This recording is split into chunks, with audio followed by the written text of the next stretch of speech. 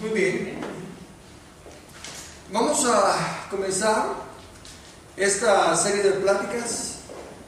Algunos pensarán que ya están bautizados o algo que ya lo saben, pero yo confío en que aún los que ya hemos pasado por el bautismo, nos conviene entender qué hicimos, ¿verdad? Muchas de sus prácticas se hacen por obediencia, otras por inercia, pero es importante que en las cosas del Señor lo hagamos por entendimiento, ¿verdad? Que haya convicción en lo que hacemos. Solo a manera de ejemplo, nuestra hija Joana andaba con una familia muy cercana a nosotros, somos muy amigos y todo, y andaban en el IRTRA. ¿Perdón? Estaba pequeña, sí. Y andaban en el IRTRA. Y entonces la familia decidió aprovechar y bautizar a su hija. Y como Joana es bien amiga y todo, pues también a ella la bautizaron. Pasaron como fácilmente 6 o 7 años, ¿verdad? Y cuando ella ya vino al entendimiento de lo que era el bautismo y todo, entonces decidió bautizarse y otra vez, ¿verdad? ¿Por qué? Porque ahora era con entendimiento de lo que estaba haciendo. Así que yo voy a orar para pedirle al Señor que nos ilumine, me ilumine a mí al compartir, a ustedes al oír, porque sí es importante que entendamos, son solo 2 doctrinas fundamentales, las 2 prácticas, quiero decir, las que nos deja establecida la Biblia, el bautismo y la Santa Cena. Entonces nos conviene que las entendamos porque son las 2 que están vigentes. Oremos. Amado Padre, te damos gracias por tanta bendición que derramas en nuestra vida, por el privilegio tan solo de llamarte Padre, de poder acercarnos con confianza por los méritos de la sangre de nuestro Señor Jesucristo. Hoy comenzamos a meditar, a estudiar tu palabra en los aspectos fundamentales, doctrina básica. Y te suplicamos, Señor, que tú nos ayudes, que sea como estar cavando y buscar la roca para poder edificar sobre ella, sobre el fundamento de tu palabra y tu verdad. Alumbra nuestro entendimiento y guíanos por tu Espíritu Santo. En el nombre de Jesús. Amén. Si se dan cuenta el título, bautismo, bautismos. ¿Por qué? Precisamente por eso. Van a darse cuenta que en la Biblia habla de las 2 cosas, pero quiero, como a manera de introducción, recordarles algo. Todo nuestro entendimiento de la vida cristiana y de la vida en sí depende del entendimiento que tengamos de Dios y del hombre. Bíblicamente o no bíblicamente, toda persona tiene alguna creencia acerca de Dios y consecuentemente una creencia acerca del ser humano. De ahí es donde salen las cosas de las religiones por las creencias en Dios, y aún de si se aprueba el aborto y la eutanasia y todo eso de acuerdo al concepto que se tenga del ser humano. Consecuentemente, en la palabra de Dios, cuando nosotros vamos a estudiar, que eso siempre sea un filtro en todo lo que estudiemos. ¿Cuál es nuestro concepto de Dios y cuál es nuestro concepto del hombre? En resumen, se los pongo de esta manera. Dios es el Dios absoluto, la soberanía de Dios. Y si nosotros entendemos eso, entonces la contraparte es nuestra total dependencia y necesidad de Él. Y con ese lente vamos a ver la doctrina del bautismo. ¿Qué han oído ustedes del bautismo? En diferentes congregaciones, precisamente por el concepto que se tiene de Dios, se tiene un concepto diferente del bautismo. En unas instituciones, el bautismo es lo que hace a la persona librarse del pecado original. En otras instituciones, se tiene que bautizar en el nombre de Jesús. Si no se bautiza en el nombre de Jesús, no está bautizado. Luego vienen las formas del bautismo. Algunas denominaciones, no solo la católica, hay otras que lo hacen por rociamiento. Otros, como en las películas de Jesús, se han dado cuenta que Juan el Bautista está bautizando con un guacalito, ¿verdad? Como también echándole agua.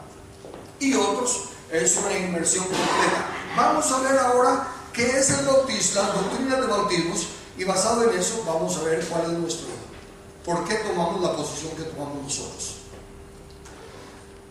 Lo primero, como estoy poniéndoles ahí 2 cosas, bautismo y bautismos. Para comenzar, le voy a leer los 2 textos que podrían interpretarse como contradicción. Por tanto, dice Hebreos, dejando ya los rudimentos. Rudimento, usted sabe, los rudimentos elementario es lo básico, lo fundamental. Fíjense, dejando ya los rudimentos de la doctrina de Cristo, vamos adelante a la perfección, no echando otra vez el fundamento, y aquí nos está poniendo lo que son el fundamento, las doctrinas que son el fundamento del cristianismo. Fíjense, él lo está poniendo como fundamento. Analicémonos nosotros si hemos puesto ese fundamento. Primero anoten la doctrina, el fundamento del arrepentimiento de obras muertas. Rápidamente, porque no ese es nuestro tema. ¿Qué son obras muertas? Todo lo que hacemos tratando de ganar la salvación. Todo lo que hacemos tratando de merecer el perdón de Dios. ¿Por qué? Porque es por gracia, no por obras. Entonces, lo primero que tenemos que hacer es dejar de luchar por merecer la salvación de Dios. Arrepentimiento de obras muertas. De la fe en Dios. Óigame, sin fe es imposible agradar a Dios. Todo lo que no viene de fe es pecado. ¿Qué nos está diciendo eso? Que la fe es tan natural. Todos tenemos fe. Platicábamos con una familia y hablábamos acerca de que todos tenemos fe, aun cuando no creemos en Dios. Pero cuando venimos al cristianismo, a veces nos complicamos la vida. Y entonces, yo soy una persona que no tengo fe. Señor, necesito más fe. Les decía yo, cuando volamos, por fe asumimos que el avión va a despegar y va a llegar a su destino. Eso es fe, pero no lo miramos como fe. Cuando nos metemos en el carro, la camioneta, cosas que hacemos, aún cuando nos sentamos, es una manifestación de que creemos que nos va a aguantar la silla y nos va a romper. Entonces, a lo que quiero llegar es que esto lo está poniendo como fundamento, lo está poniendo como el pan, la lechita espiritual del cristiano. Luego, cuando entramos a los grandes seminarios de la fe profunda, ahí es donde nos complicamos la vida. Entonces, arrepentimiento de obras muertas, la fe en Dios y de la doctrina de bautismos. Bautismos en plural. ¿Están dándose cuenta de eso? Dice la doctrina de bautismos, de la imposición de manos y de la resurrección de muertos y el juicio eterno. Pero el punto ahorita aquí es la doctrina de bautismos. Si leyéramos solo esto, vemos que como fundamento del cristianismo hay bautismos. Esto nos habla de que son diferentes. Hay, obviamente, como pusimos aquí, los más comunes son los que más se oyen: el bautismo en agua y el bautismo en el Espíritu Santo.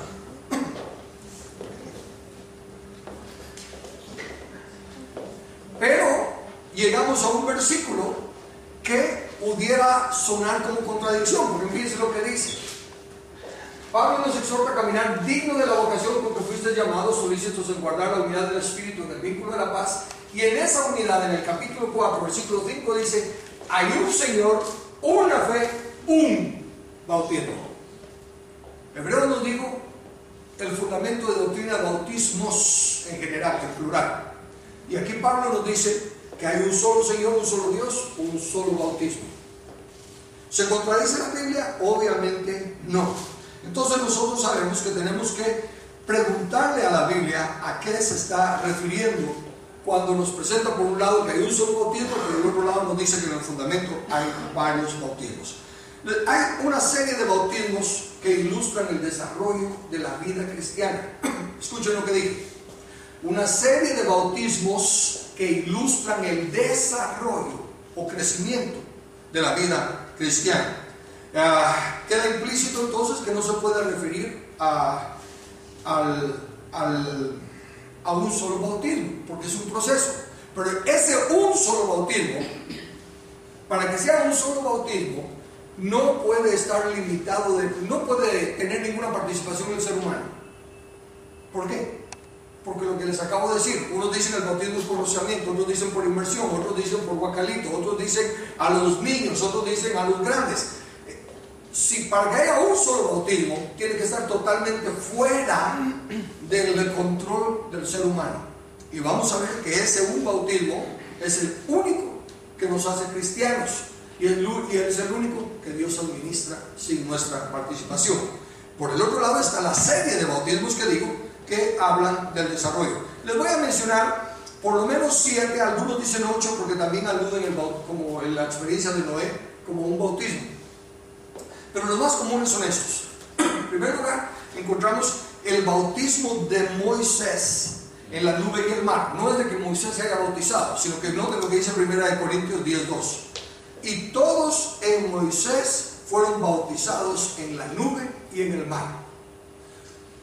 Cuando veamos lo que es bautismo y lo que significa el bautismo, vamos a entender por qué cuando el pueblo pasó a través del Mar Rojo es un tipo de bautismo. Pero háganse la idea desde ya. Aunque no se mojaron, tenía el agua de pared a los dos lados. Simbólicamente pasaron entre el mar. Vamos a explicarlo más adelante. Luego tenemos el bautismo de Juan el Bautista. Mateo capítulo 3 versículo 11, él dijo: yo a la verdad os bautizo en agua para arrepentimiento. Y en Lucas 3:3 repite: y él fue por toda la región contigua al Jordán, predicando el bautismo del arrepentimiento para perdón de pecados. Se repite también en Hechos 1:5. Aquí ya empezamos a ver la razón del bautismo. En este primer caso, arrepentimiento para poder recibir perdón de pecados. Después tenemos el bautismo que aplicaban los discípulos de Jesús. Juan 3:22 y capítulo 4 versículo 2. Después de esto vino Jesús con sus discípulos a la tierra de Judea y estuvo ahí con ellos y bautizaba. Aunque Jesús no bautizaba, sino sus discípulos. Paremos aquí. ¿Creen ustedes que si el bautismo fuera indispensable, por ejemplo, para la salvación, Jesús lo habría obviado? Dice que Jesús no bautizó a nadie, sino que eran sus discípulos los que lo hacían. Ahora el número 4, este es el importante. En Gálatas 3:27 dice: porque todos los que habéis sido bautizados en Cristo, de Cristo estáis revestidos. Vamos a hablar más a profundidad en esta noche de este bautismo, por eso lo dejo ahí y sigamos con el otro. El número 5 es el bautismo de los creyentes en agua. Mateo 28:19. Por tanto, ir y hacer discípulos a todas las naciones, bautizándolos en el nombre del Padre y del Hijo y del Espíritu Santo. Y en Hechos 2:38, Pedro les dijo: arrepentíos y bautícese cada uno de vosotros en el nombre de Jesucristo para perdón de los pecados y recibiréis el don del Espíritu Santo. En estas palabras de Pedro hay una secuencia, y esto es importante. Como está en un solo versículo, a veces asumimos que lo está dejando ir todo de arroplón en un solo paquete. Pero nota que dice: arrepentíos y bautícese cada uno. No es de que pase en el mismo momento, le está poniéndonos el orden. Como dijimos, Juan vino predicando arrepentimiento para perdón de pecados. Ahora Pedro todavía sigue con eso, dice: primero, antes de bautizarse, tienen que arrepentirse. Ese orden de factores sí altera el producto. Alguien que se bautiza sin arrepentirse, sin entender lo que está haciendo, simplemente se mojó, se dio un chapuzón, pero no hay al propósito del bautismo. Después de eso viene el bautismo en el Espíritu Santo. Hechos 1:8 y Hechos 1:5 y 8. Porque Juan ciertamente bautizó con agua, mas vosotros seréis bautizados con el Espíritu Santo dentro de no muchos días. Pero recibiréis poder cuando haya venido sobre vosotros el Espíritu Santo, y me seréis testigos en Jerusalén, en toda Judea, en Samaria y hasta lo último de la tierra. Y por último, un bautismo que casi no se menciona y que casi no se estudia: el bautismo de Cristo, sus sufrimientos. Lucas 12:50. De un bautismo tengo que ser bautizado, y cómo me angustio hasta que se cumpla. Ese bautismo es uno de los más importantes en la vida del cristiano, y como digo, es uno de los que menos se menciona. Difícilmente se oye hablar de ese bautismo, pero es sumamente importante que lo pasemos y llegaremos a él. Hoy nos vamos a enfocar en el bautismo único, un solo bautismo, el bautismo de Cristo, o sea, en el cuerpo de Cristo. Es el más importante y es un bautismo al que se refiere Pablo cuando dice: hay un solo Señor y un solo bautismo. Este es el bautismo del que estamos hablando, el bautismo de Cristo. Notemos ahora por qué es único. 1 Corintios capítulo 12 versículo 13 dice: porque por un solo Espíritu fuimos todos bautizados en un cuerpo, sean judíos o griegos, sean esclavos o libres, y a todos se nos dio a beber de un mismo Espíritu. Noten ahí lo por qué es sumamente único. En primer lugar, ¿quién lo administra o quién lo ejecuta? ¿Quién es el pastor? ¿Quién es el sacerdote? ¿Quién es el rabí? ¿Quién es el personaje que aplica el bautismo? El Espíritu. Ahí no hay ninguna persona que lo esté haciendo. Es el Espíritu Santo el único que conoce los corazones.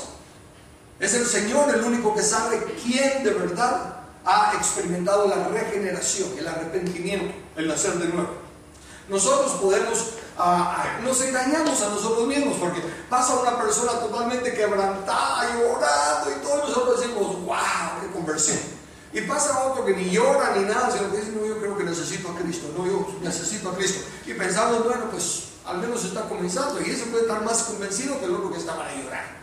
Entonces, el único que sabe, el quien de corazón está obedeciendo, es el Señor. Por lo tanto, es un solo Espíritu el que nos bautiza a todos. Ahora, note la otra cosa importante.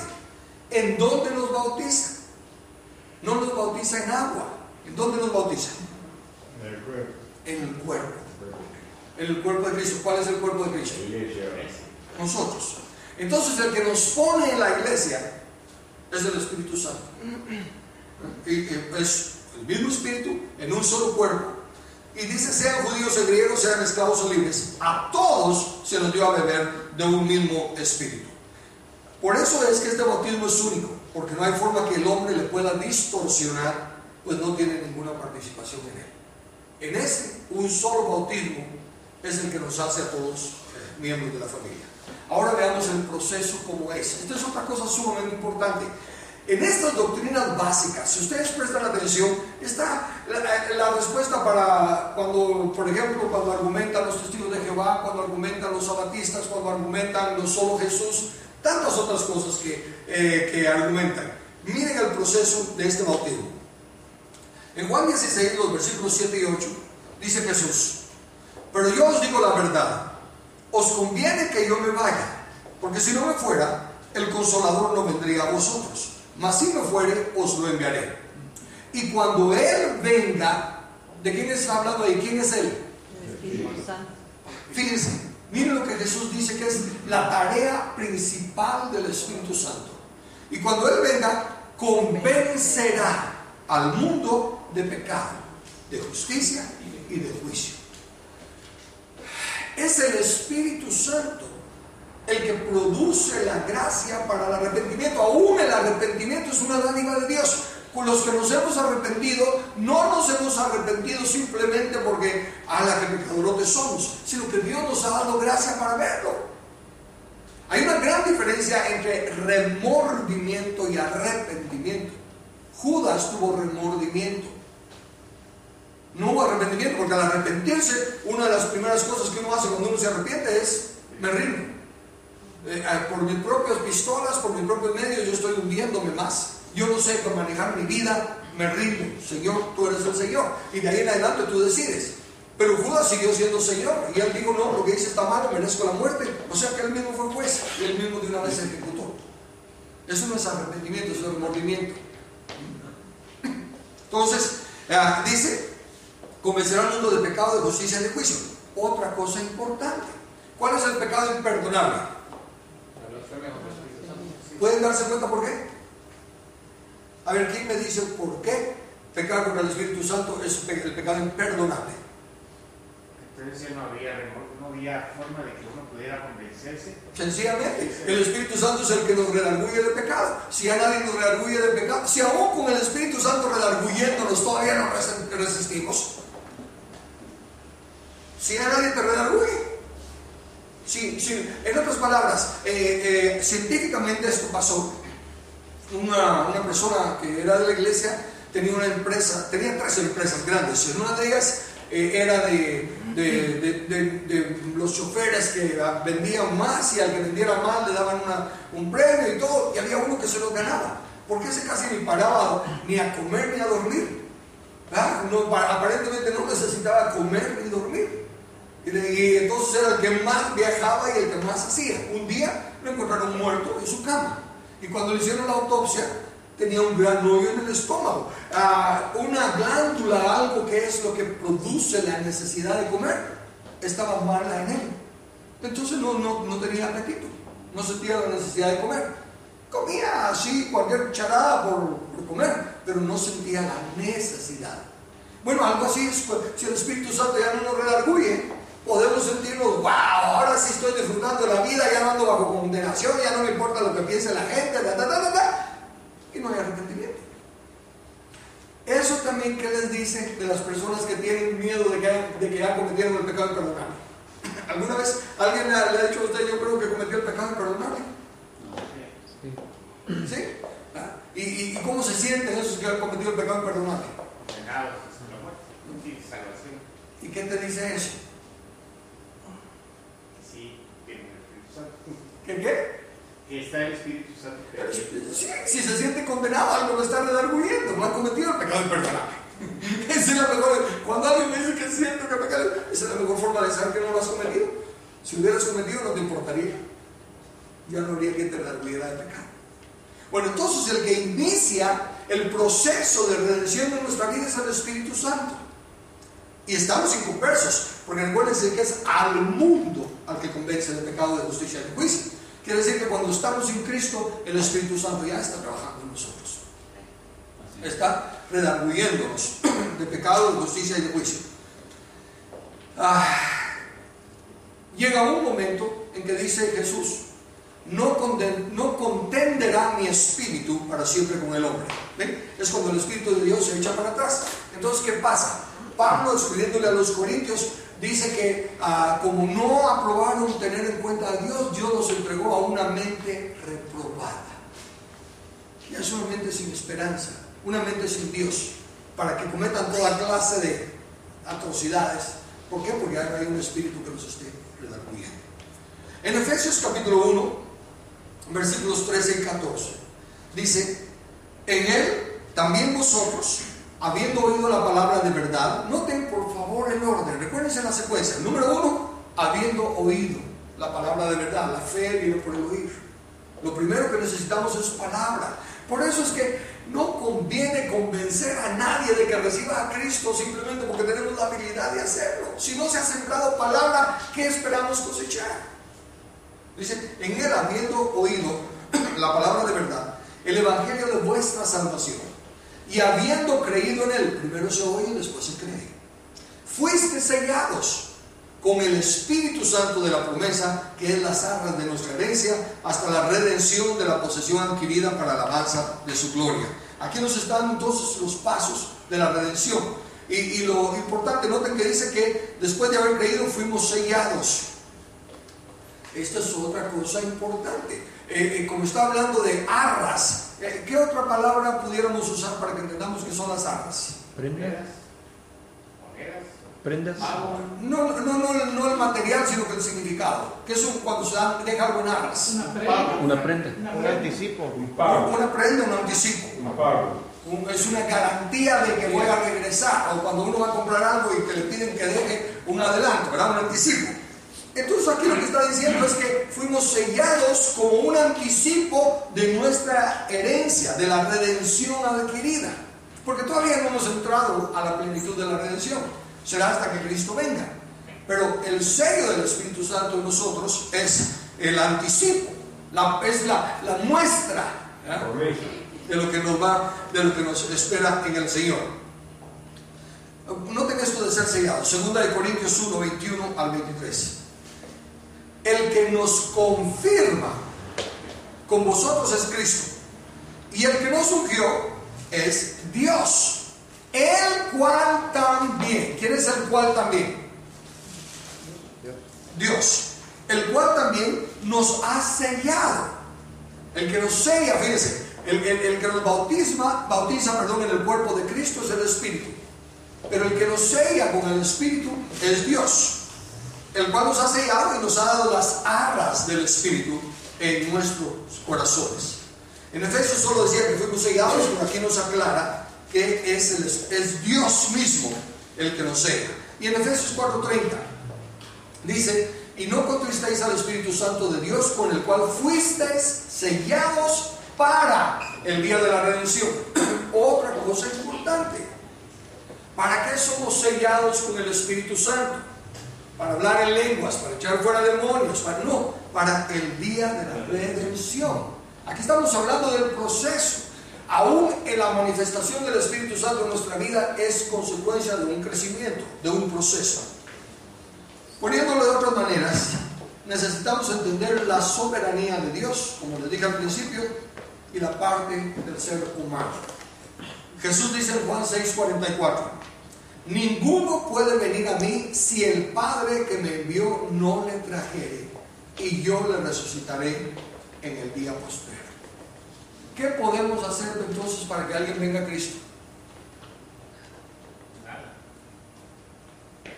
Ninguno puede venir a Cristo si el Padre no le trajere. ¿Qué acerca de enseñar la voluntad del Padre? Hablarle la voluntad del Padre. Es lo que yo digo. Por eso es que nos es tan importante que lo que nosotros hagamos sea enseñar la palabra. La gran comisión, cuando dice hacer discípulos, prácticamente nos está diciendo que seamos maestros y enseñantes. Entonces, eso es el énfasis del cristianismo. No es pláticas motivacionales que para que la gente, o pláticas de susto. Me recuerdo de una película que por ahí está todavía, El infierno ardiente, ¿verdad? Y donde se ve la lombriz saliéndosele por la nariz y todo lo demás, y la gente se arrepiente, se convierte, pero por el miedo. No es porque han recibido la palabra implantada, con la cual el Señor está tocando sus corazones. Con este versículo es lo mismo de que el de Juan 15:5, donde Jesús dice, separados de mí nada podéis hacer. Ya dijimos que podemos hacer un montón de cosas separados de Cristo, pero entonces tenemos que entender que el nada podéis hacer no es un nada de cantidad, sino que de calidad. Nada que conlleve a la vida eterna, nada que nos acerque a Dios, nada que nos ayude a renovar nuestro entendimiento podemos hacer separados de Cristo. Por el contrario, todo lo que hacemos nos aleja más y más de Él.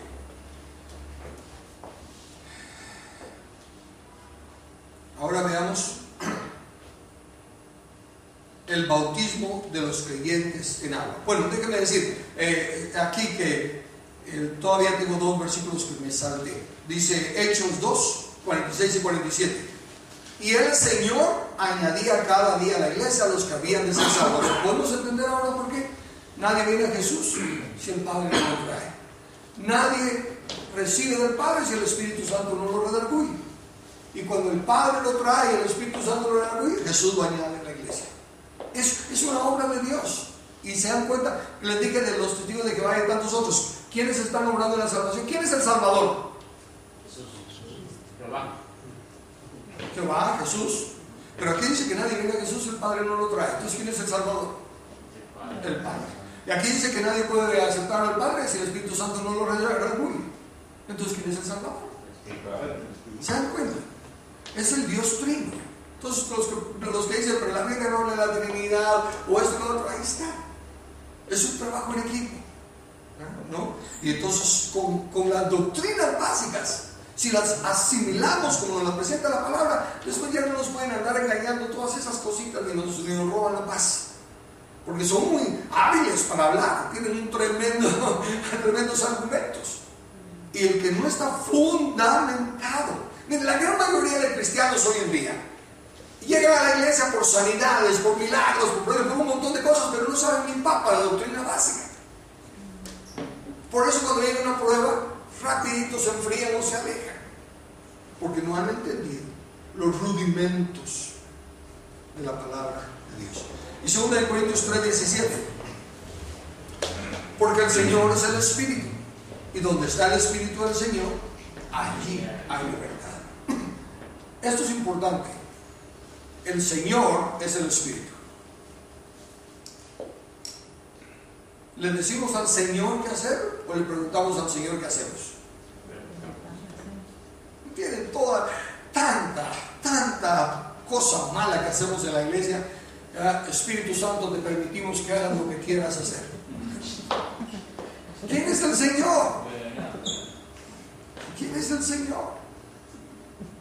Y donde el Espíritu es Señor, ahí hay libertad. Ok, entonces vayamos ahora al que es nuestra primera parte. De los 7 bautismos que les leí, 3 eran simbólicos y ya cumplieron su propósito. Los 4 restantes que comienzan hoy, el bautismo del agua, son 4 diferentes bautismos que van en un desarrollo de nuestro cristianismo y de nuestra madurez. Debemos de participar de los 4. No son opcionales. No están ahí para que escojamos como un buffet. Bueno, me gusta pero no. Sino que es conforme vayamos desarrollando, vamos a pasar por los 4 bautismos. Entonces el primero es el bautismo de los creyentes en agua. Como dije, el bautismo que nos une es espiritual. Ahí sí que no tenemos nada que ver nosotros. Pero ya cuando empezamos a mostrar la evidencia externa del cambio interno, el primer paso es el bautismo en agua. Dice Hechos 8, versículo 12. Pero cuando creyeron a Felipe que anunciaba el evangelio del reino de Dios y el nombre de Jesucristo, se bautizaban hombres y mujeres. Noten otra vez la sencillez de ese versículo. En primer lugar, ¿qué hicieron? Creyeron. Cree en el Señor Jesucristo y serás salvo. Cree en el Señor.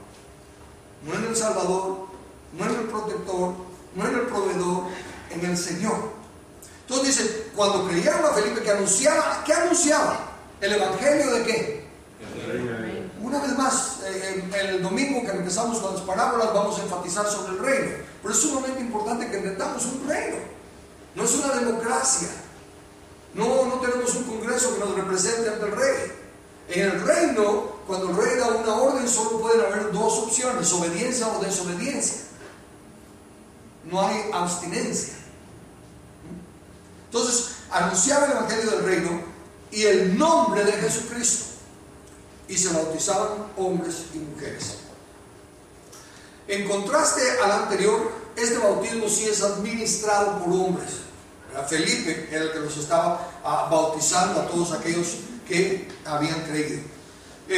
Consecuentemente, no podemos estar seguros de que todos los que dicen creo y nosotros los bautizamos son creyentes. Ahí es donde ya entra el elemento en el que no sabemos. Solo Dios conoce el corazón. Nuestra responsabilidad es creer. Si alguien dice yo creo y me he arrepentido y reconozco que Jesús es Señor, yo no puedo decirle no. ¿Quién soy yo? Ahí, por lo tanto, simplemente lo más que podemos hacer es enseñar. Por eso ustedes notarán que tanto Horacio como yo a veces sonamos como que somos pesados al hablar. Pero lo que queremos es que ustedes entiendan, tiene que ser una convicción real de ustedes. Porque solo ustedes y Dios pueden dar testimonio. Eventualmente será el fruto. Tarde o temprano todo sale a luz, ¿verdad? Pero es importante que lo que hagamos lo hagamos por convicción. Por ejemplo, en Hechos 8, siempre en el capítulo 8, versículos 36 y 38, el contexto: Felipe es llevado al desierto, ve que va un eunuco leyendo la Biblia, el libro del profeta Isaías, y se le acerca y le pregunta. Mire, aunque no lo tengo ahí en las notas, es muy importante. Felipe el evangelista, que viene de un gran avivamiento en Samaria, donde se han convertido miles, ahora se encuentra con uno solo en el desierto. De plano que este cuate tiene una unción tremenda para predicar. ¿Pero qué hace? Hace una pregunta. No llega a decirle, la Biblia dice, sino que le dice, ¿entiendes lo que estás leyendo? Una pregunta. Y si el otro hubiera hecho, sí entiendo, quítese de mi Cadillac, ¿verdad? O quítese de mi carro, ¿verdad? Si hubiera tenido que echar a un lado. Pero el otro viene y le dice, ¿cómo voy a entender si no me explica? Y entonces dice que, comenzando desde el texto que él estaba leyendo, le proclamó a Cristo. Entonces llegamos al versículo 36. Y yendo por el camino, llegaron a cierta agua, y dijo el eunuco, aquí hay agua. ¿Qué impide que yo sea bautizado? Esa es la pregunta clave. ¿Qué impide que yo sea bautizado? Respuesta: si crees de todo corazón, bien puedes. con el corazón se cree para justicia. Si crees de todo corazón, bien puedes. Y respondiendo dijo, creo que Jesucristo es el Hijo de Dios. Remontémonos a esos tiempos de la mitología, tiempos de la idolatría, tiempos de tantas cosas. ¿Qué implicaba decir creo que Jesucristo es el Hijo de Dios? No de un Dios, no que es un Dios, sino que es el Hijo de Dios. Era el aceptar la doctrina monoteísta, un solo Dios, y Jesús el Hijo de ese Dios. Y respondiendo dijo, creo que Jesucristo es el Hijo de Dios, y mandó parar el carro, y descendieron ambos al agua, Felipe y el eunuco, y le bautizó. Entonces, la condición clara, ¿verdad?, es el creer de corazón. Dice Romanos 10, versículos 9-10, aunque ya lo saben, leámoslo ahora con el entendimiento del contexto. Que si confesares con tu boca que Jesús es el Señor, y creyeres en tu corazón que Dios le levantó de los muertos, serás salvo. Porque con el corazón se cree para justicia, pero con la boca se confiesa para salvación. Otra vez el orden correcto. Primero tiene que haber creencia de corazón.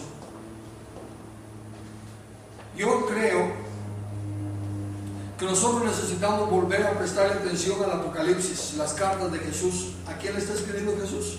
A la iglesia. Y casi que a todas les dice, arrepiéntate. El mensaje de arrepentimiento no es tanto para el inconverso como para el creyente. Porque el inconverso está en una condición de ciego. Necesita oír la palabra para entonces saber que tiene que arrepentirse, para que el Espíritu Santo le pueda redarguir. Pero la iglesia es la que más ha oído de la palabra, es de la que más ha tenido, por así decirlo, la administración de Dios. Consecuentemente debe de arrepentirse de no tener a Jesús como Señor. Miren, es inconcebible que una persona entienda que la Biblia dice, y en los años que vamos en el Señor, pues ya nos hemos encontrado con muchos así. Seguramente ustedes también conocerán gente así que dice, no, yo sé que eso dice la Biblia, pero si Jesús es Señor, no hay pero. Si Jesús es Señor, no hay pero. Por eso yo digo, mucho, la gran mayoría de los que profesan el cristianismo no son regenerados. Todavía están en sus delitos y pecados, siguen en enemistad en la mente.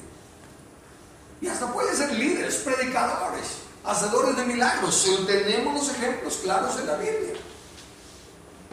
Y por eso la Biblia dice, examinaos a vosotros mismos. Óigame, si nos engañamos a nosotros mismos ya no hay esperanza. Y el corazón es engañoso. Ante la luz de la palabra necesitamos ver si lo hemos hecho de corazón. El corazón se cree para justicia y con la boca se confiesa para salvación. Muchas personas son forzadas a recibir a Jesús. Forzadas no necesariamente que les retuerzan el brazo, pero a veces la insistencia de la persona que les está hablando, a mí me molesta cuando estoy en congregaciones y el evangelista, el pastor, el que está haciendo la cosa, dice, ¿verdad?, vengan ahora al frente. Yo hago la invitación en momentos circunstanciales que están apropiados. Yo digo, basado en la palabra que escucharon, si alguno quiere recibir a Jesús, venga al frente, y doy tiempo. Pero dice, no, yo siento que aquí hay, y empiezan, ¿verdad? Y empiezan, y todavía faltan más, y mire, llega tanto el bombardeo que yo creo que algunas gentes pasan para que se acabe rápido la rodeo. Porque parece que el pastor ese no nos va a dejar ir mientras no se convierta, ¿verdad? Entonces es forzada la salvación. Eso no es ayudar a nadie. No le hacemos un bien a nadie de convencerlo de que reciba a Cristo. Jesús no lo hacía. Jesús no hacía para que le siguieran. Él les decía, cuenten bien el costo. No sea que empiecen a construir y se les acabe la plata. Miren su fuerza. No va a ser que salgan a la guerra y los venzan. cuente bien el costo, piénselo bien antes de hacer un compromiso. Entonces, aunque es posible que alguien se inicie así y en el camino vaya creciendo en las cosas del Señor, no es esa la forma en la que lo tenemos que hacer. Nosotros debemos de cuidar de sembrar la palabra, para que luego haya algo que el Señor pueda darle crecimiento. Desde esa perspectiva, entonces el bautismo en agua no es solo un rito, no es un requisito a llenar. Soy cristiano y ahora el siguiente paso es bautizarme. Sí y no. No es por llenar pasos. No es por ir subiendo escalones, ¿verdad? Este es el primer paso, segundo paso, tercer paso. No, tiene que haber la convicción. Así como debe haber la convicción de por qué reconocemos a Jesús como Señor, debe de haber la convicción de por qué ahora nos vamos a bautizar. ¿Qué implica el bautismo? Para eso entonces veamos ahora en sí el significado de la palabra bautismo. Bautismo viene de la raíz bapto, que significa, fíjense el significado de la palabra, abrumar. Denme una otra definición de algo. ¿Qué significa cuando alguien dice estoy abrumado? Colmado, estoy hasta el copete. Hasta el copete. ¿Eh? Ya es demasiado. ¿Qué? Bautismo significa abrumar, colmar, cubrir completamente con un líquido. Literalmente empapar. Y por implicación manchar como teñir. Les voy a dar dos textos en el que se usa la misma palabra bapto y están hablando de otra cosa. Juan 13, versículo 26. Respondió Jesús: a quien yo diere el pan mojado, esa es la palabra, a quien yo diere el pan mojado, aquel es. Y mojando el pan lo dio a Judas Iscariote, hijo de Simón. El contexto es la última cena. Se recuerdan que se le acerca a Juan y le preguntan quién es el que te va a traicionar. Cuando él dijo uno de nosotros me va a traicionar. Y entonces viene y le dice Jesús: al que yo le dé el pan mojado. Pero el punto aquí es, usen su imaginación. ¿Qué hizo Jesús con el pan?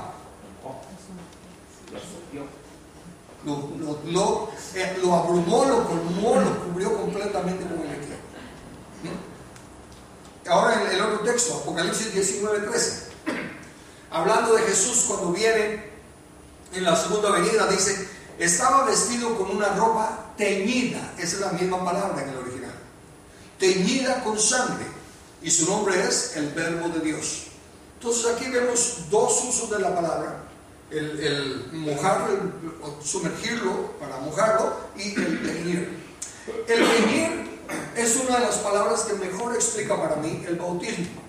¿Por qué? ¿Qué pasa? Usemos otra vez la imaginación. Tenemos un manto blanco, o el color que usted quiera, pero digamos blanco para facilitarlo, y un balde de pintura, ¿cómo se le dice? Angelina. De angelina, de color azul, rojo, el que usted prefiere. Metemos ese paño blanco, ahí lo sumergimos, y cuando lo sacamos, ¿qué pasa? Cambió de color. Se identifica con aquello en lo que se metió, y cuando sale, ya sale simbolizando, reflejando aquello en lo que se metió. Obviamente nosotros, cuando nos metemos en agua, ¿de qué color salimos? El agua no tiene color. El agua no tiene color. O sea que lo que está simbolizando es la identificación con Cristo. Lo que está simbolizando es que ahora, así como un manto sale teñido y sale cubierto del color, identificado del color en aquello en lo que se metió, si nosotros somos bautizados en el nombre de Cristo, tenemos que salir identificados con aquello en lo que fuimos bautizados. Entonces el principal significado del bautismo es uno de identificación. No es meramente un acto de obediencia, sí lo es.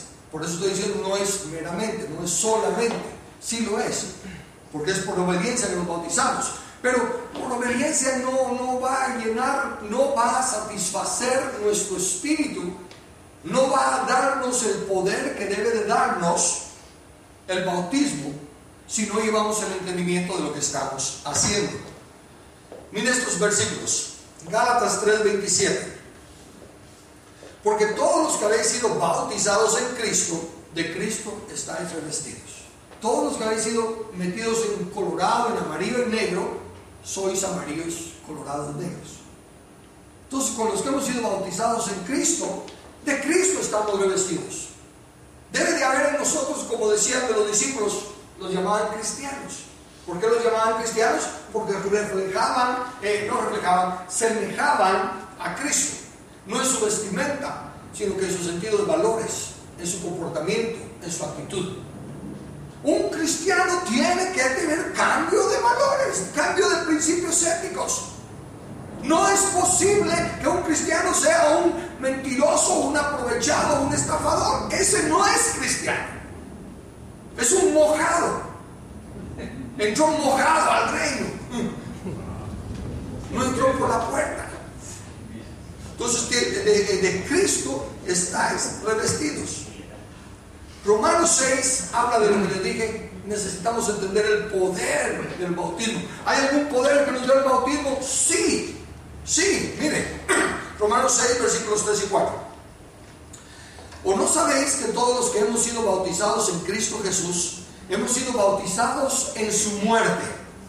Porque somos sepultados juntamente con Él para muerte, por el bautismo, ¿a fin de qué? Ahí está, recuérdense lo que le digo a leer en español. Todo lo que acabamos de leer, los que somos bautizados en Cristo, somos bautizados en su muerte, somos sepultados juntamente con Él para muerte. ¿A fin de qué? ¿Con el fin de qué? Con el propósito, por esta razón. ¿A fin de qué? Como Cristo resucitó de los muertos por la gloria del Padre, así también nosotros andemos en vida nueva. ¿Cómo resucitó Cristo de los muertos? Por la gloria del Padre. ¿Cómo se manifestó la gloria del Padre? Muy sencillo, no es complicado. Venció el poder de la muerte, lo desató de las ataduras que lo tenían atado.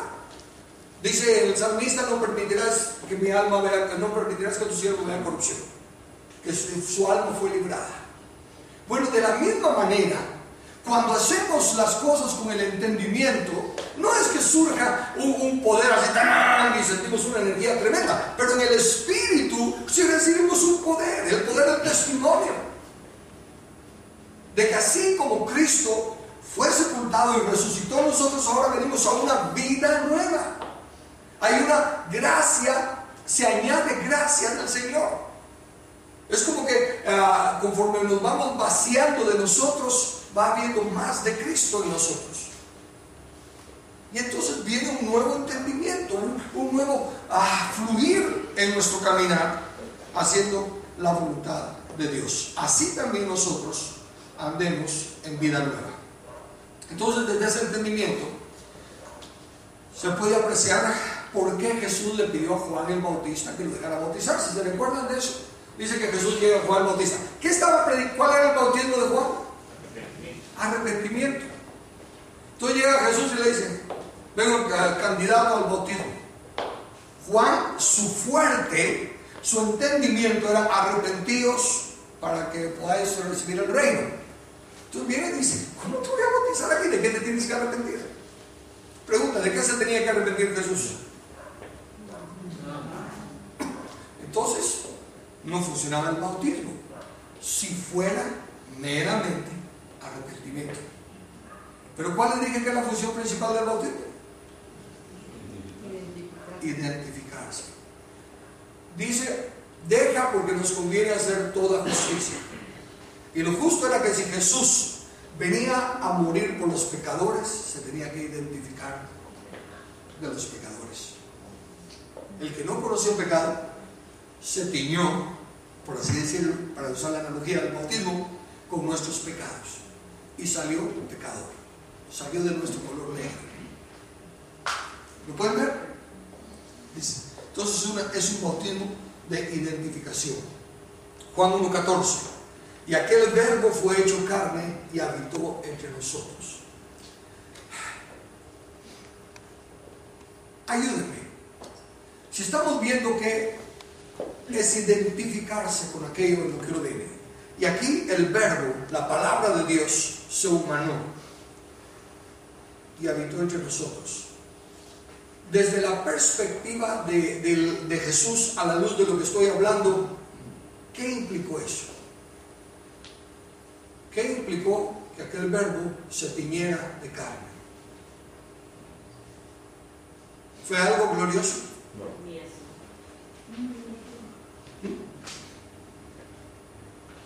¿Teñirse del pecado fue algo glorioso? No.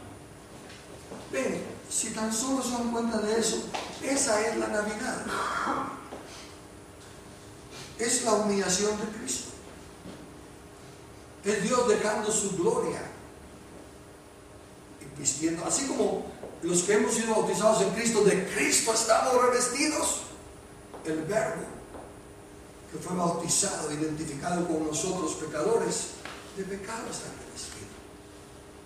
Aunque él anduvo sin pecado, pero déjame continuar, porque se hizo semejante a nosotros, se identificó con nuestras transgresiones, nuestra maldición, nuestra naturaleza completa. Y nuestra naturaleza era enemistad contra Dios. Los fariseos conocían las escrituras, eran maestros de la palabra y todo lo demás, pero no se identificaron nunca con el pueblo. Por el contrario, ¿verdad?, se mantenían separados y redarguían a Jesús de que comía con los pecadores. Entonces ellos no se identificaron, nunca se tiñeron de nuestro pecado. Jesús sí. Entonces el bautismo en agua no tiene ningún mérito en sí mismo. ¿Cómo le suena eso? Entonces, ¿para qué estoy hablando del bautismo? ¿Por qué nos está enseñando el bautismo si no tiene ningún mérito? No tiene ningún mérito en sí mismo, porque el agua sigue siendo agua. No tiene ningún color. Entramos y salimos aparentemente igual.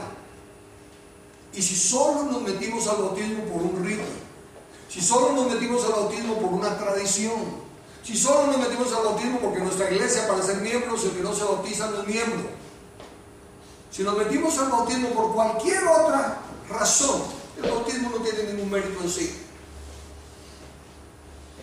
No hace absolutamente nada a nuestro caminar cristiano. El único beneficio es si primero lo antecede el entendimiento de lo que estamos haciendo. Si Cristo, que no conoció pecado, se hizo pecado con nuestro pecado, y ese es el símbolo del bautismo, entonces de igual manera nosotros resucitamos a vida nueva en Cristo. En Hechos 10, versículos 44 al 48, dice: mientras aún hablaba Pedro estas palabras, el Espíritu Santo cayó sobre todos los que oían el discurso. Versículo 40 adelante. Entonces respondió Pedro: ¿puede acaso alguno impedir agua para que sean bautizados estos que han recibido el Espíritu Santo también como nosotros? Y mandó bautizarles en el nombre del Señor Jesús. Miren la importancia de eso.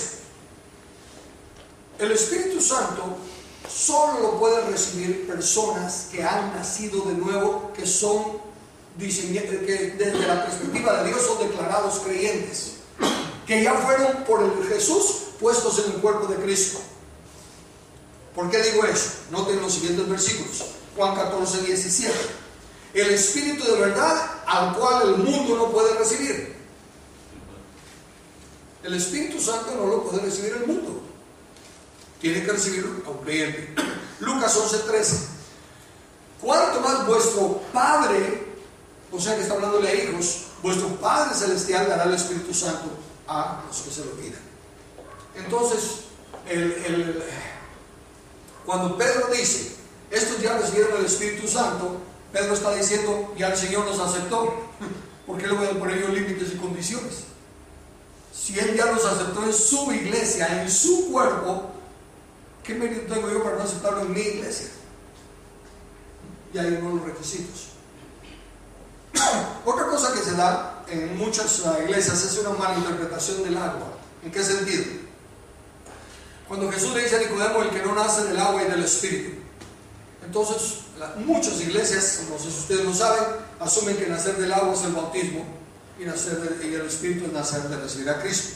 Pero la Biblia claramente interpreta la Biblia. Díganme qué representa el agua. Efesios 5:26. Para santificarla, habiéndola purificado en el lavamiento del agua por la palabra. Juan 15:3. Ya vosotros estáis limpios por la palabra que os he hablado. Primera de Pedro 1:23. Siendo renacidos no de simiente corruptible, sino de incorruptible, por la palabra de Dios que vive y permanece para siempre. Y por último, Santiago 1:18. Él de su voluntad nos hizo nacer por la palabra de verdad. Entonces, cuando Jesús dice que es necesario nacer del agua y del Espíritu, ¿de qué está hablando? De la palabra. Y el Espíritu solo nos va a recordar la palabra. Cuando Él venga, os guiará a toda verdad y os recordará lo que yo he dicho. Entonces, el agua del bautismo no es el agua de la palabra. El agua del bautismo es el proceso de la identificación con el Señor. En Hechos 22:16 hay otro texto que se malinterpreta. Dice: ahora pues, ¿por qué te detienes? Levántate y bautízate y lava tus pecados invocando su nombre.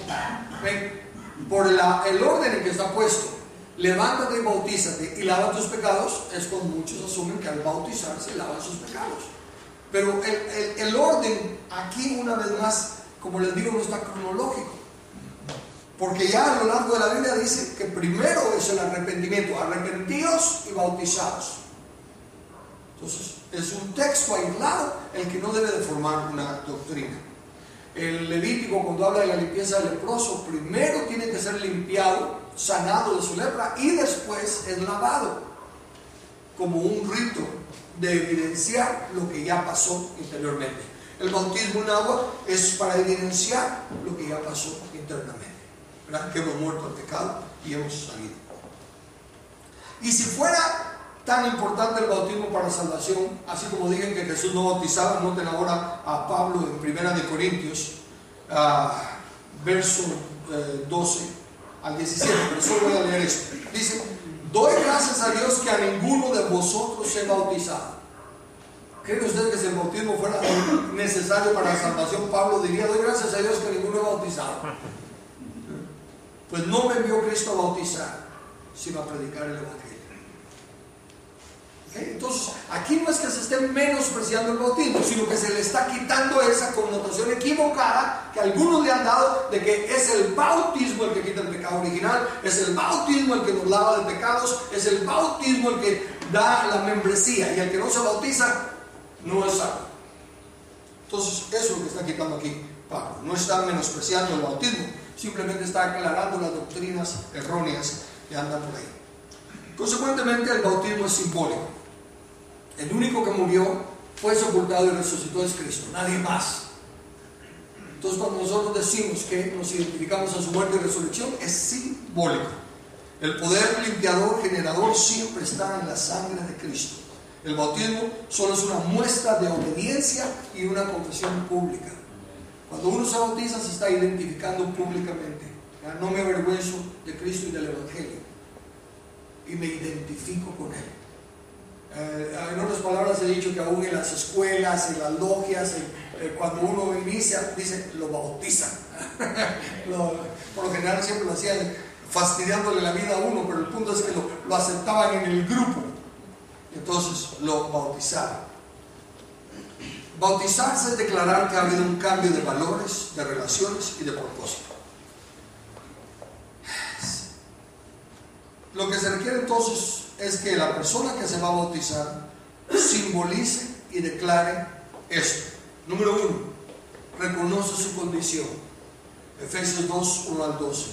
Él os dio vida a vosotros cuando estaban muertos en vuestros delitos y pecados, en los cuales anduvisteis en otro tiempo, siguiendo la corriente de este mundo, conforme al príncipe de la potestad del aire, haciendo la voluntad de la carne y de los pensamientos, y éramos por naturaleza hijos de ira, lo mismo que los demás. En aquel tiempo estabais sin Cristo, sin esperanza y sin Dios en el mundo. Esa primera, si uno no llega a tener esa claridad, no está listo para bautizarse, no está listo para nada. Colosenses 1, 21 al 23.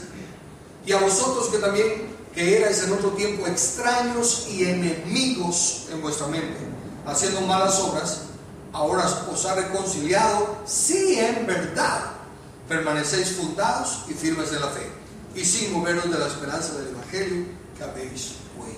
Entonces, el primer requisito, cuando el eunuco dijo, aquí hay agua, ¿qué impide que yo sea bautizado? Y Felipe le dijo, si crees. En primer lugar, lleva creer eso. Estaba en esa condición de muerte, o estoy en esa condición de muerte. Estoy en esa condición de separado y de enemigo de Dios. Separado de la gracia y la misericordia de Dios, no hay esperanza para mí. Sin esperanza y sin Dios en el mundo. En segundo lugar, entonces, reconoce la soberanía de Dios y el señorío de Jesús. Yo no sé con qué palabras predicar ese mensaje, porque parece que les entra por un oído y les sale por los otros en la gran mayoría de las personas que lo oyen. Es la soberanía de Dios. Yo no cuestiono a un Dios soberano. Yo no me pongo a pelear con un Dios soberano. ¿Por qué se lo llevó? ¿Por qué esto? ¿Por qué no lo corrijas? ¿Por qué no matas a ese desventurado? Yo no me pongo a cuestionar a un Dios soberano. Él es Dios. Mi único cuestionamiento, no a Dios, pero mi único cuestionamiento es ¿cómo obedezco? Explícame cómo hago tu voluntad.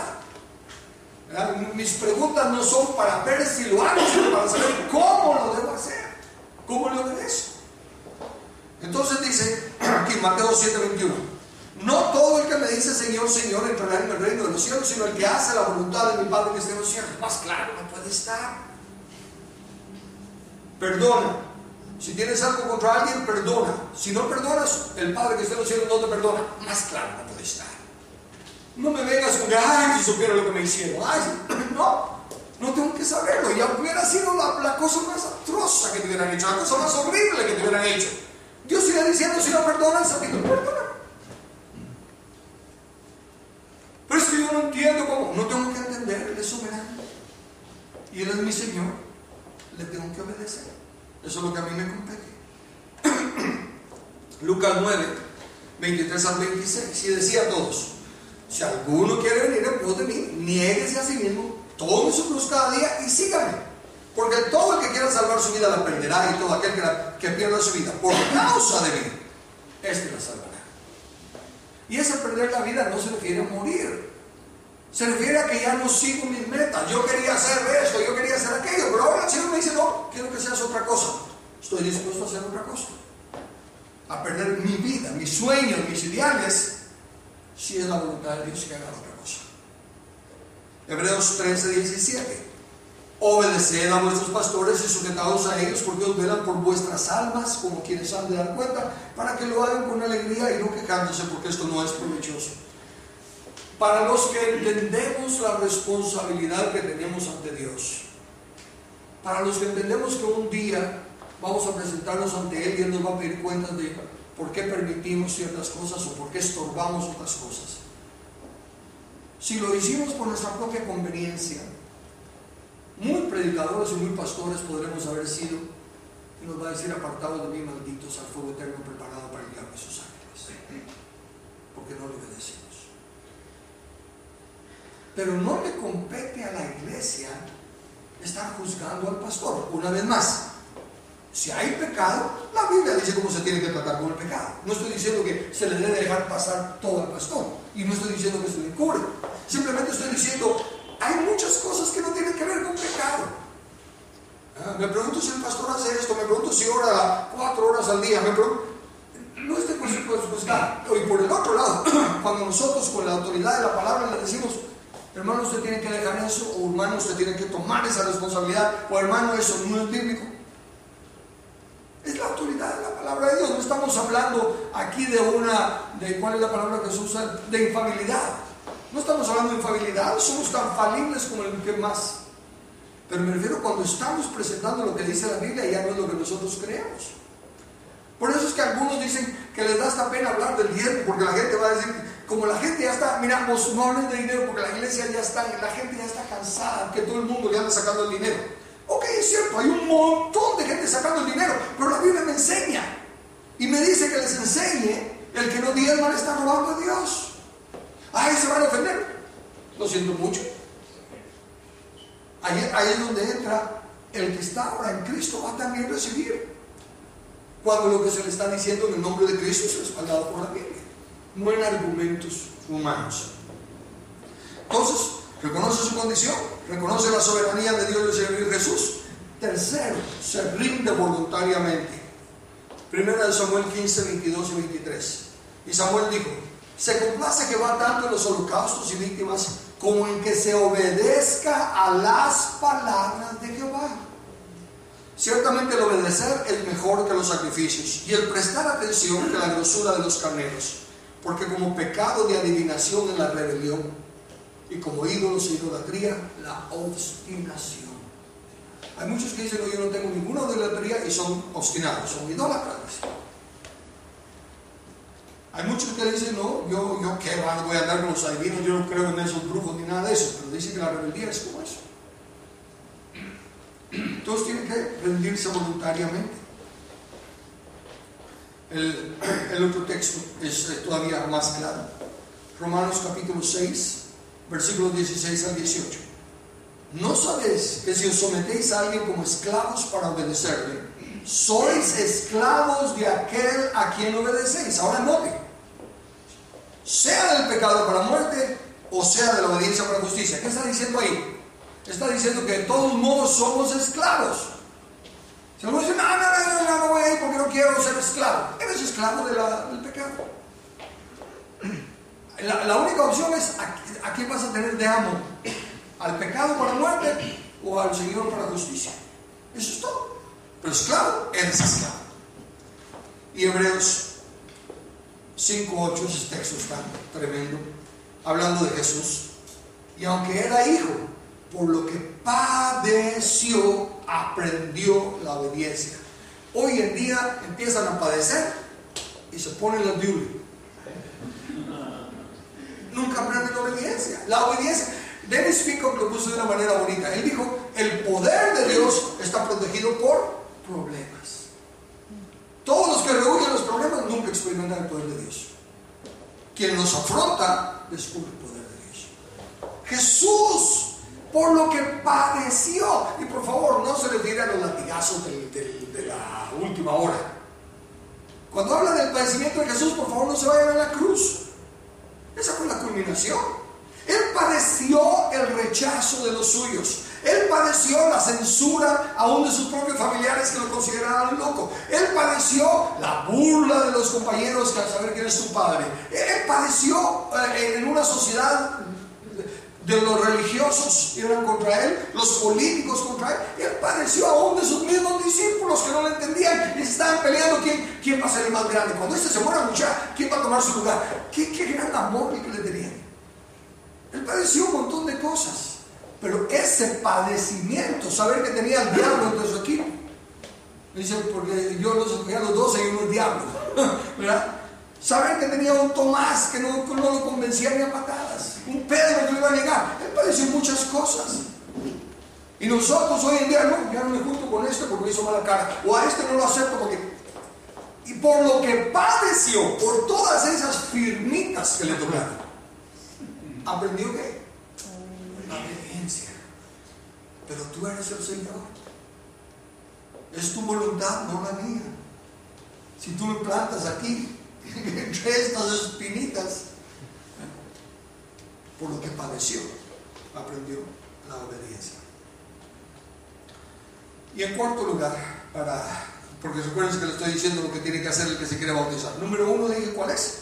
Reconoce su condición, muerto, enemigo de Dios y todo. Segundo, reconoce la soberanía de Dios y el señorío de Jesús. Tercero, se rinde voluntariamente, no porque lo están acosando. Y en cuarto lugar, se pasa a ya experimentar las doctrinas básicas que veremos ilustradas en la vida del centurión y la sirofenicia, pero que prácticamente son responsabilidad personal y reconocimiento de estar bajo autoridad. Concluye esta primera parte, terminaremos el estudio el próximo martes, pero concluye esta parte con Lamentaciones 3:40. Escudriñemos nuestros caminos y busquemos y volvamos a Jehová. Los que no se han bautizado están escuchando el porqué del bautismo, para que ahora, como dice la fraseología, para que lo vayan a rumiar. ¿verdad? ¿Saben de dónde sale lo de rumiar, verdad? De los dos estómagos de la vaca, que se lo come y lo regresa y lo vuelve a dar. Mediten en la palabra, consideren lo que oyeron hoy. Los que ya se bautizaron, también mediten. Se bautizaron con este entendimiento. No estoy diciendo que necesariamente se tengan que bautizar otra vez si no lo quisieran hacer, pero me refiero a casi que digamos las palabras de Job, ¿verdad? De oídas te había oído, pero ahora te veo mis ojos. Ahora hay un entendimiento diferente. Ahora le hay razón de ser. Y aunque no necesariamente se tengan que dar los pasos de bautizarse otra vez, al menos sí, de apreciar lo que se hizo, de valorar lo que se hizo, de entender ahora lo que se hizo. Bueno, unos breves minutos para alguna pregunta de algo que no haya dicho claro o de lo que necesite más aclaración de lo que dice ahí. ¿Alguna inquietud en esta primera parte? ¿Cómo? Desde el principio, ¿verdad? Sí. Hablaste acerca de que el nacimiento de Jesús es, pues, no es necesariamente para él, no es revestirse de humanidad, no es necesariamente, es como bajar del puesto que tenía. Pues, ¿por qué entonces cuando él nace los ángeles cantan y los pastores de las ovejas van y lo celebran? Hoy os anuncio buenas nuevas que serán para todos los hombres. Ellos están anunciando buenas nuevas para los hombres. Para los hombres. No para él. No para él. Para él nada de nuevo, nada de buena nueva. Eso es su humillación. ¿Pero por qué canta? Porque por el gozo es puesto delante de sí, menos precio lo propio. Cantaban por el gozo puesto delante, no por el evento en sí. El evento en sí, insisto, es una humillación del Señor. Dejó su gloria, se despojó de su deidad y se hizo semejante a nosotros. Pero el gozo puesto delante, que habría de llevar muchos hermanos, muchos hijos a la redención, fue lo que le hizo vencer a la gloria. Entonces, no tiene sentido celebrar Navidad, ¿no? Definitivamente. Y la Biblia nunca la celebra. No hay ni un solo texto que hable acerca del nacimiento de Jesús, excepto cuando lo están narrando. El nacimiento de Jesús fue así. Estaba desposado María. Es la única forma. Ninguno de los apóstoles, ninguno de los discípulos del Señor anunciaban y predicaban el nacimiento de Jesús. ¿Por qué? Porque capta esto: el niño no salva a nadie, y en el niño no se cumple ninguna de las promesas, excepto que nació de una virgen. Pero cuando dice Zabulón de los gentiles, el pueblo se está en tinieblas, vio gran luz, es hasta que llega Jesús adulto, entonces se cumple esa profecía. El niño no asusta a nadie, y todos quieren al niño porque el niño es indefenso. Por eso se nos roba. Ya se lo roba. Pero el hombre es de palabra fuerte, dura es esta palabra, ¿quién la puede oír? Carlos, ¿y quién más estaría, por lo que estás diciendo, se me ocurre pensar que quien más estaría interesado en que la gente tenga mentido a un niño es el diablo, ¿verdad? En lugar de Jesucristo resucitado. El niño, insisto, el niño nos salva, el niño no nos libra de pecado, el niño no puede poner su vida en rescate de nosotros, no se puede identificar con nosotros. Todo lo que es de lo que les hablé hoy, el niño no lo puede hacer, tiene que ser el hombre. Por cuando el pecado entró por un hombre, tiene que entrar la salvación.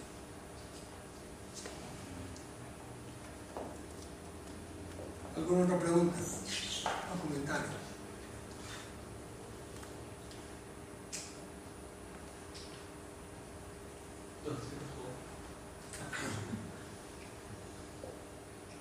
Bueno, entonces lo dejamos ahí y el próximo martes continuamos con la segunda parte sobre los bautismos. Hoy vimos el bautismo en el cuerpo de Cristo y el bautismo en agua, que son de los 4 que tenemos que participar, esos son los primeros dos. El próximo martes entraremos a los otros dos. Gracias. Solo un par de anuncios, sí. Muchas gracias, hermanos.